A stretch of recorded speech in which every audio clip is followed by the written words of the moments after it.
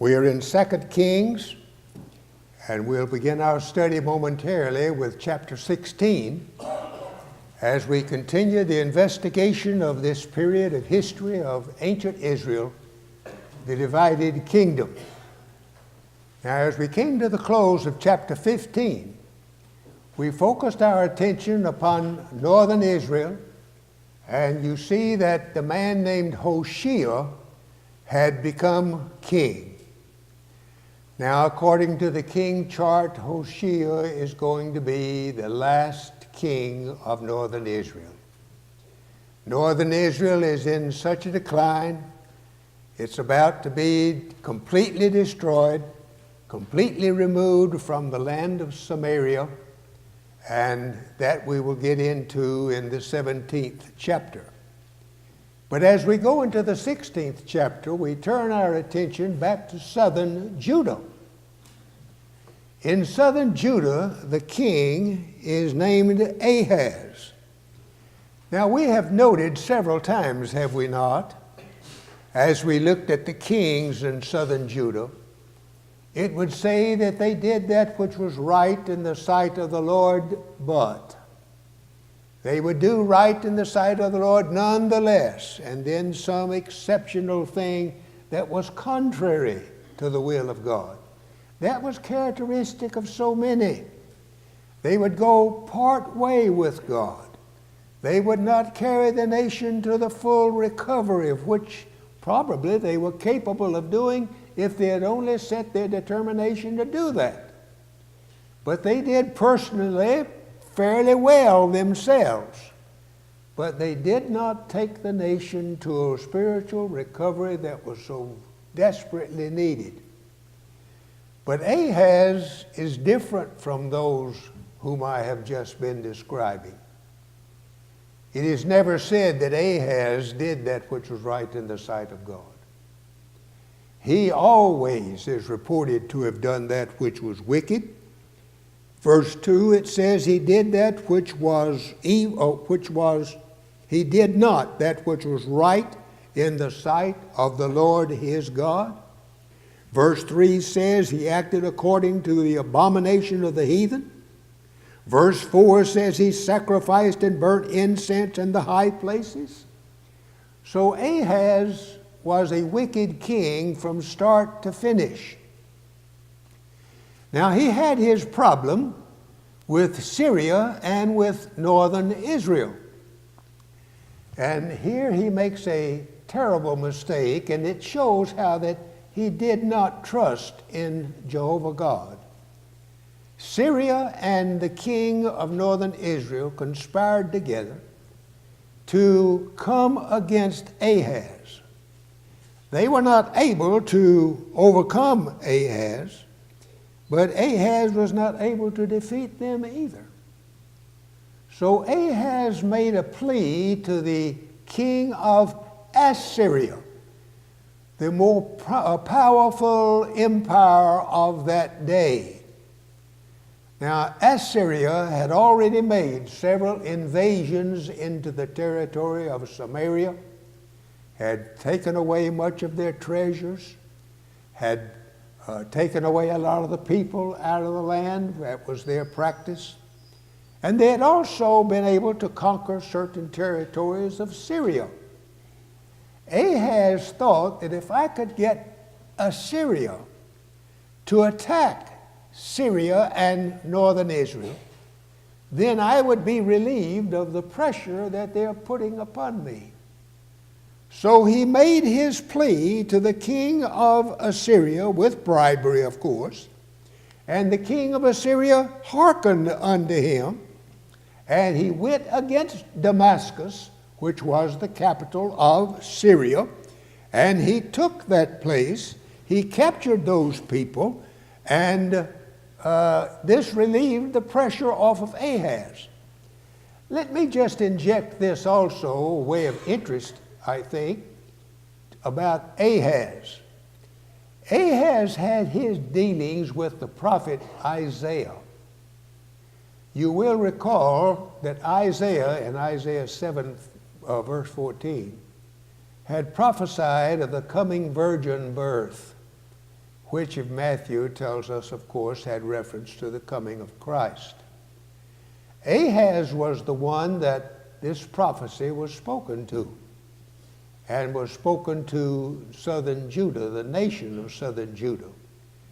Ahaz didn't want a sign from God. He didn't want a prophecy from God. He didn't want a word from God. He didn't ask God to help him out of that plight that he found himself against Syria and northern Israel. He turned to the heathen nation of Assyria, and he asked help of them. And he received the help that he wanted. And after Assyria had defeated Syria, Ahaz went to Damascus. And this tells us again something of his relationship with God, or lack of it, and his ways of evil. While he was there, he saw an altar to the heathen gods, and he liked it. And he sent word back home to the priest named Urijah. And he said, I want you to build me an altar like that. I want you to take those things in front of the temple, and I want you to move them, the laver and the burnt offering, the altar of burnt offering, move them out of the way. I want you to put this altar, this new altar that I like, there, and offer your sacrifices there. And so he changed the arrangement of God's temple and God's worship. And he came back and he offered sacrifices on that altar to these heathen gods. It would seem at times that these kings, as wicked as they were, would not only violate God's law, they seemed like they would cherish the idea of going just a step further to insult him all they could. To not only offer sacrifices to heathen gods, but to do it in the very place that God had provided for his own worship. Now that tells us the kind of leadership that southern Judah had at this time with Ahaz. And Urijah the priest, why he went along with that. And it says they turned from the house of the Lord, and Ahaz slept with his fathers, and the man Hezekiah becomes king. Now in Hezekiah, we're going to see a completely different kind of king of which we've been reading in northern Israel and southern Judah. But we won't get to the goodness of Hezekiah until the 18th chapter. I call your attention now to chapter 17, a most significant chapter. There are two events recorded here that are most significant in the history of Israel. One is the fall of northern Israel, and two, the explanation for heathen nations populating the land of Samaria, which had formerly been the territory of northern Israel. And you will recall when Christ was here upon this earth, the Samaritans, they were called, were there, and they were descendants of some of these people. But the Samaritans in the time of Christ, they held to certain things that the Jews believed also. And they accepted some of the Jewish inspired books, and they looked for a Messiah. Where did that idea come to them? Well, from this chapter here, we learn how those seeds of those truths got in with the people that were moved into the land of Samaria. But now to chapter 17. Hoshea is the king, and he raised opposition to the king of Assyria. And the king of Assyria evidently felt that he had had just about enough of these rebellions. He had dealt with Menahem, he had dealt with Pekahiah, he had dealt with Pekah, and now Hoshea is doing the same thing. So the king of Assyria comes into the land of northern Israel, and he conquers Hoshea. He takes Hoshea off as captive. He takes the treasures of the land, and he takes the population of that land and carries them off into Assyrian captivity. And this is the demise of northern Israel. It's no longer a divided kingdom because only one part of it still survives, and that's Judah. To my mind, this is such a sad chapter because these people, when they had crossed the Red Sea and came into the land of Canaan, had been the recipients, like others, of the great promises of God, and that the land would be theirs if they would remain faithful unto God, but they did not. And therefore they lost that land, and they were taken away from that land. Now, we read here from verses 7 forward. In our study, we have not tried to deal with these things verse by verse. I think that would have been so laborious and tedious, and we never would have covered it because there's just so much. But I do want us to spend some time tonight on chapter 17 and read a goodly portion of this chapter, and here's why. We have here in this 17th chapter about as accurate and complete explanation for the fall of northern Israel and southern Judah that you'll find anywhere. It tells why what happened to them. And of course what happened to them was tragic. And we're going to see that actually it was self-imposed. But now let's read beginning with verse 7 and follow with me. For so it was that the children of Israel had sinned against the Lord their God, which had brought them up out of the land of Egypt, from under the hand of Pharaoh, king of Egypt, and had feared other gods, and walked in the statutes of the heathen, whom the Lord cast out from before the children of Israel, and of the kings of Israel which they had made. And the children of Israel did secretly those things that were not right against the Lord their God. And they built them high places in all their cities, from the tower of the watchman to the fenced city.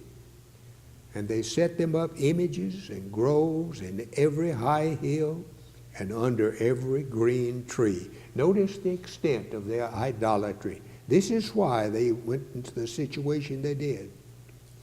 Verse 11. And there they burnt incense in all the high places, as did the heathen, whom the Lord carried away before them, and wrought wicked things to provoke the Lord to anger. And they served idols, whereof the Lord had said unto them, Ye shall not do this thing.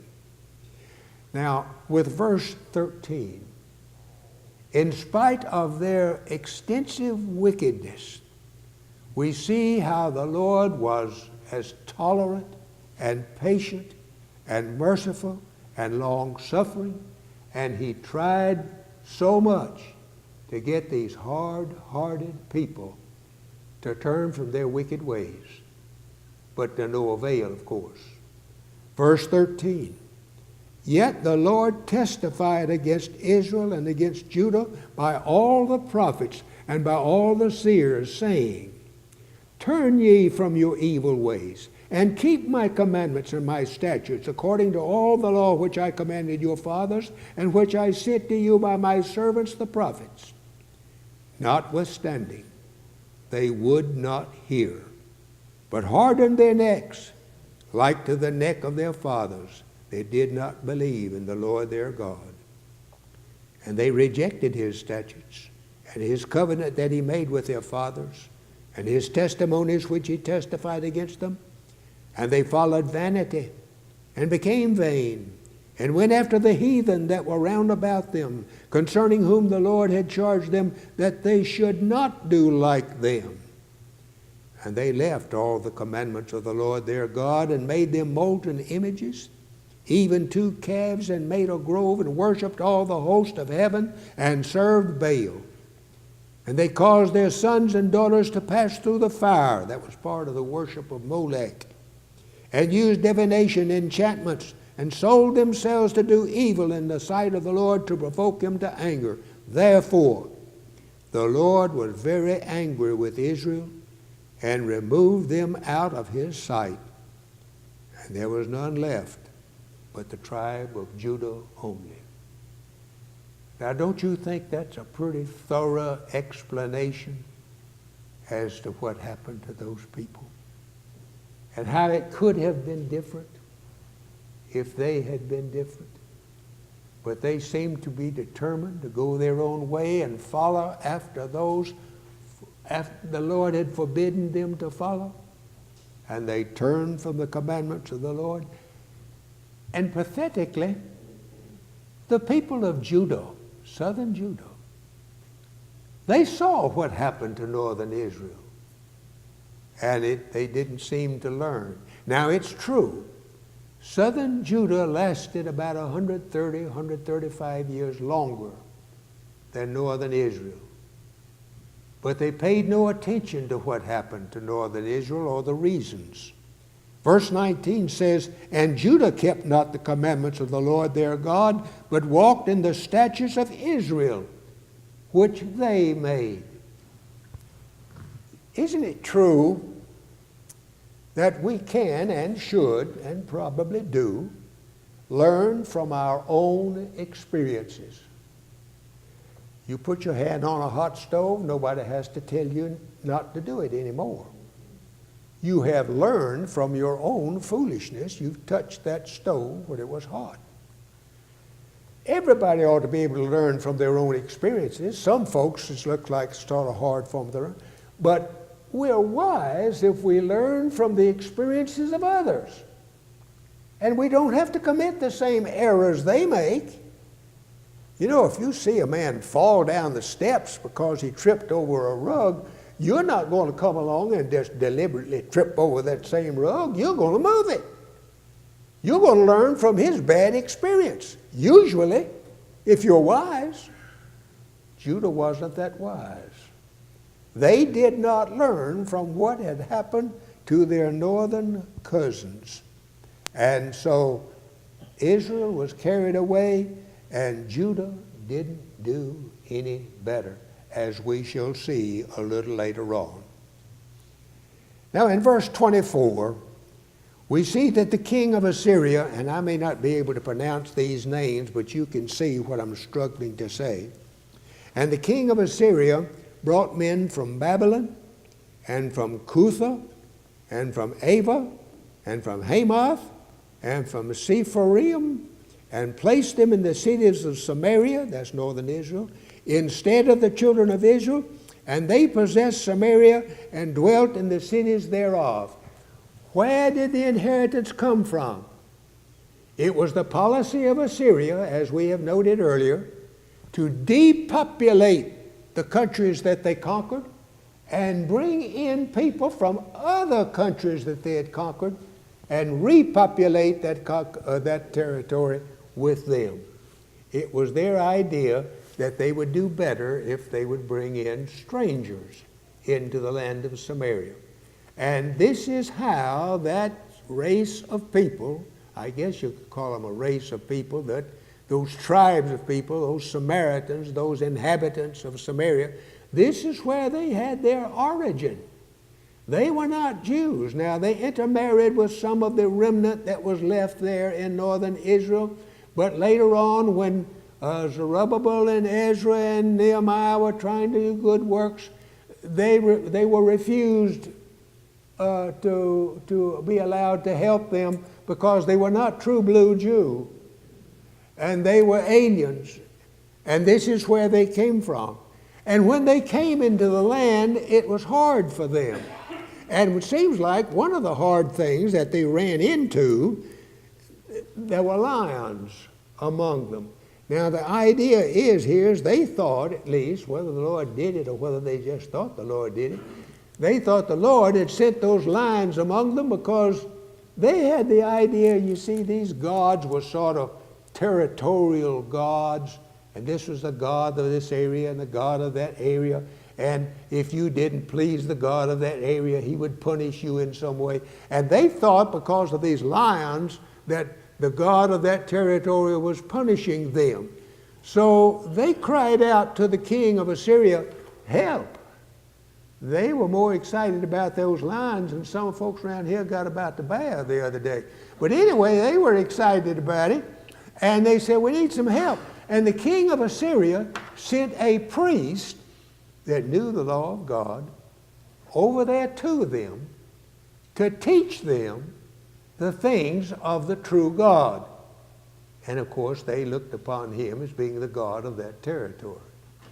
And there they began to learn the things that are taught in Genesis and Exodus and Leviticus and Numbers and Deuteronomy over a long span and term of years. But the king of Assyria, he told them, now, you pay attention to this priest, and these people began to learn. Howbeit, look at verse 29. Every nation made gods of their own. Now, you'll notice back up there in verse 24, people came in from all kinds of lands, but they didn't integrate together. They didn't assimilate their lives together. Each one of them brought their own gods with them. They were learning about the true God, but they still held on to their false gods. This was the problem that existed among the inhabitants that now occupy Samaria. Verse 32 says, so they feared the Lord and made unto themselves of the lowest of them priests of the high places, which sacrificed for them in the houses of the high places. They tried to serve God. They tried to serve their false gods also. Now, of course, the Lord teaches you can't divide your loyalty like that. You're either for him or you're against him. You can't serve two masters. Our Lord taught that. But these people tried to do that. And they tried to follow the true God in a way, and they still served their false gods. We read here in verse 33, they feared the Lord and served their own gods after the manner of the nations whom they carried away from thence. The same commentary is made on them in verse 41. So these nations feared the Lord and served their graven images, both their children and their children's children, as did their fathers, so they do unto this day. So at the conclusion of chapter 17, the curtain falls on northern Israel. The people of northern Israel are not there anymore. The people that have been brought into that territory are now occupying it. And we have southern Judah that still remains. And in southern Judah, we have a new king, Hezekiah. And a different kind of king he was. Verse 3 says, and he did that which was right in the sight of the Lord, according to all that David his father did. And it doesn't go on to say, but he did this and the other. Notice what Hezekiah did. After you read about Hezekiah here, and after you read about him in 2 Chronicles, the conclusion generally is that Hezekiah was probably the most righteous king Judah had, maybe other than David.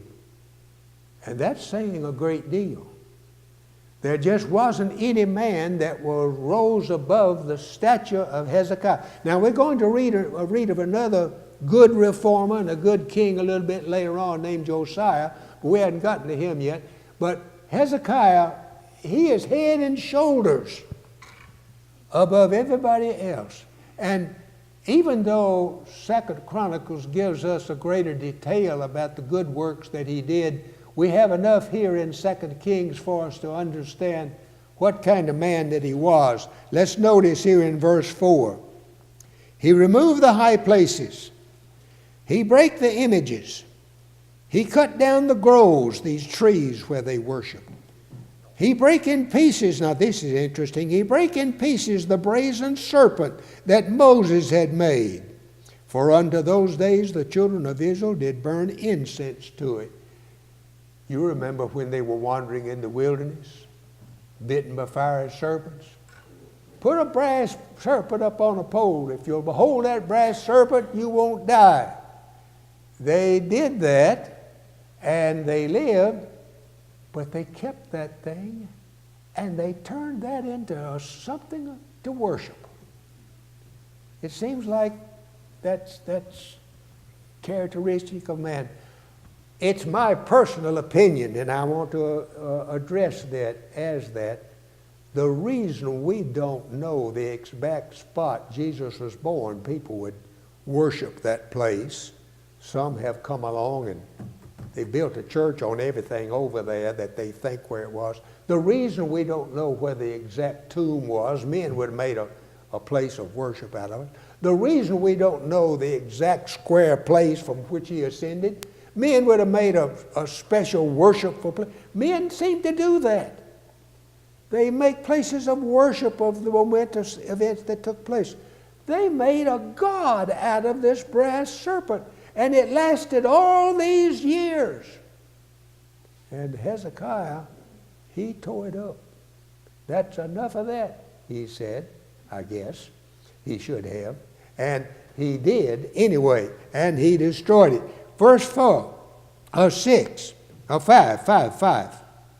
And he trusted in the Lord God of Israel, so that after him was none like him among all the kings of Judah, nor any that were before him. What a compliment of this majestic man.